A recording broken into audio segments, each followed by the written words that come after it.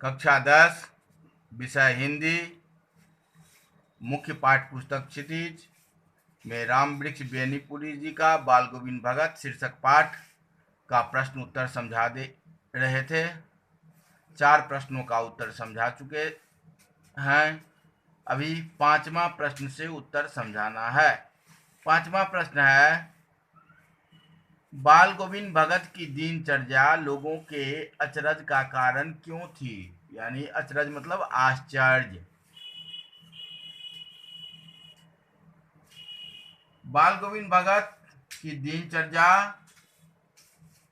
लोगों के लिए अचरज का कारण निम्नलिखित कारणों से था। आश्चर्य, बाल गोविंद भगत की दिनचर्या प्रत्येक कार्य आश्चर्यजनक होता था। लोगों को आश्चर्य लगता था।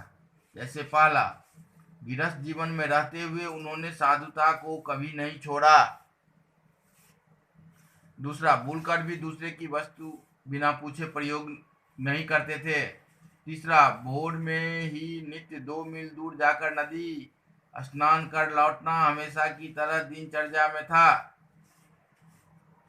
चौथा, दांत किटाने वाली ठंड में टेढ़ लगाते खंजरी बजाते समय उनके माथे से श्रम बिंदु चमक उठते थे। पांचवा, उपवास रखकर पैदल ही 30 कोस दूर गंगा स्नान पर जाते थे और रास्ते में बिना कुछ खाए घर लौटते थे।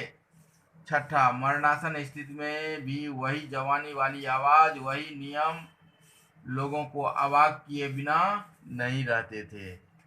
छठा प्रश्न है, पाठ के आधार पर बाल गोविंद भगत के मधुर गायन की विशेषता लिखे। बाल गोविंद भगत के मधुर गायन की विशेषता यह थी कि कबीर के सीधे साधे पद उनके कंठ से निकलकर सजीव हो उठते थे, जिसे सुनकर लोग, बच्चे, औरतें इतने मंत्रमुग्ध हो जाते थे कि बच्चे झूम उठते थे। औरतों के होठ स्वाभाविक रूप से कपकपाने लगते थे। हल चलाने वाले कृषक के पैर विशेष क्रम ताल से उठने लगते थे। उनके संगीत की ध्वनि तरंगे लोगों को झंकृत कर देती थी। उनके संगीत से ऐसा लगता था कि स्वर की एक तरंग स्वर्ग की ओर जा रही है।